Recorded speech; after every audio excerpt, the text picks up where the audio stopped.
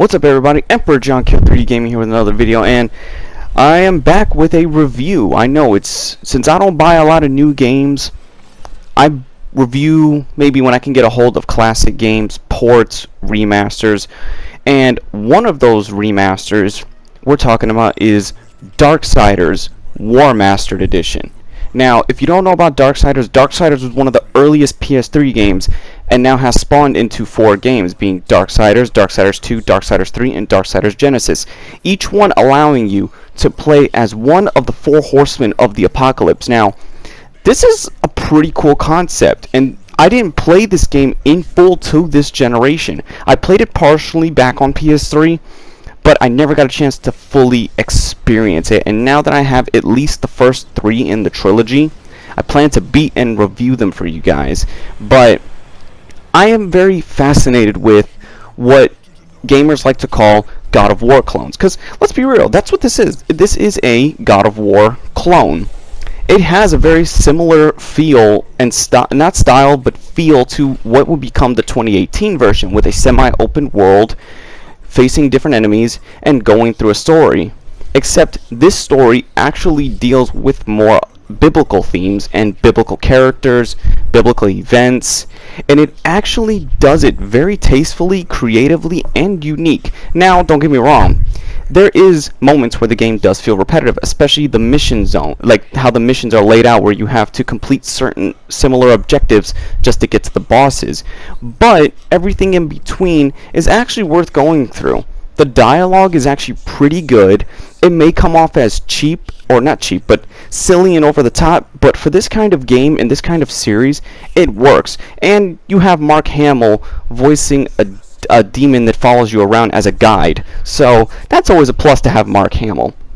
But everyone else in this game does a really good job. They have pretty cool portrayals of biblical figures, angels, demons, adding to different variety of enemy types. Now, the combat is where the game excels the most, with different weapons you can collect, different abilities, different powers, even going throughout the world to level them up by collecting souls, which would be similar to God of War's blood orbs, like classic God of War's blood orbs, and different executions depending on enemy types, different varied locations. And that's what I actually like, the locations depending on the demon you're going after, the demon boss, or one of the chosen, that's what they're called.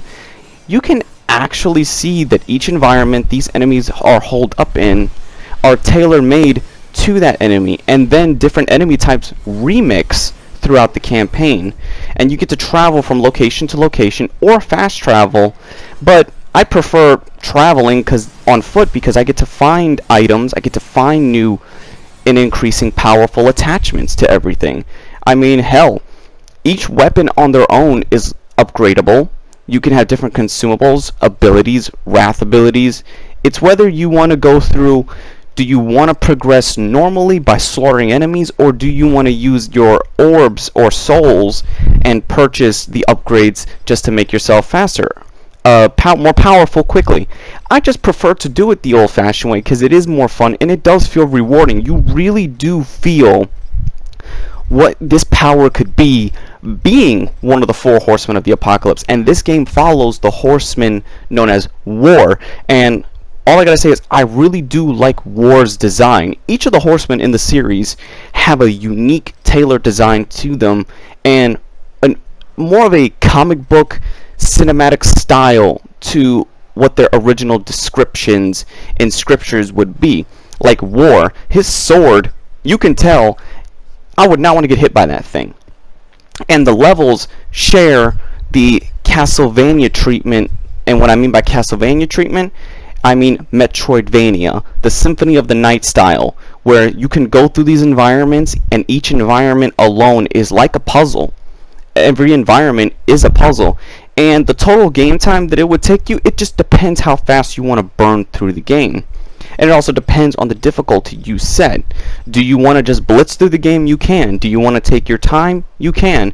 It really does fit to being a fun action beat 'em up that you can't go into this expecting high quality storytelling.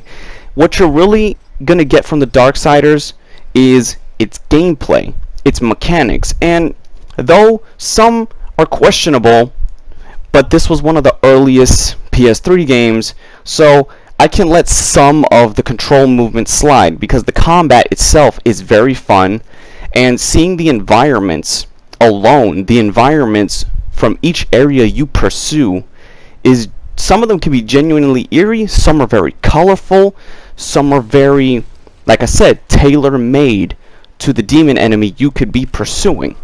And these levels are very big, and when I mean big, they are very big. You can get lost, but not lost to where you can't figure things out. The puzzles, it would take you maybe 5 or 10 minutes, or maybe screwing up a puzzle once to see how to do it. Because they don't hold your hand as much as you think they do. Even though there's an option to have tutorials teach you how to do these things, they only give you one time to learn it, and after that, they expect you to keep going and going and going. But you can backtrack, which is a good thing. You can backtrack to see how to fully do the puzzle. So it really doesn't become overwhelming or boring or frustrating. And there's different ways of traversal, from traversing on your horse ruin, to using a grappling hook to swing around, to using a teleportation device from your gauntlet to teleport through different runes. It's a really fun game to go through. Now, would I recommend buying it at full price right now? I don't know if it's still at full price of a 60 because it's a remaster, but if you can at least get this game pre-owned, or at least the highest I would say brand new would be maybe 20 to 15 bucks, I would say Darksiders is a good fun romp. It's like watching an it's like watching a biblical action game or action film, but you're playing it. It doesn't take it too seriously, and it doesn't beat your head with religious overtones that much. It uses the bare lines and then builds upon it from there. Darksiders, though not perfect by any means, it's just a really fun experience. Now, compared to the other two in the series, I haven't got a chance to finish the other two or really get far in the other ones, but I'm going to take my time like I did with this one. This game took me about a week to beat playing it straight, so I would say you'd get your money's worth and fun time going. So, Darksiders, I rank it an 8. Fun game. Like, subscribe, favorite, and I'll catch you on the next video.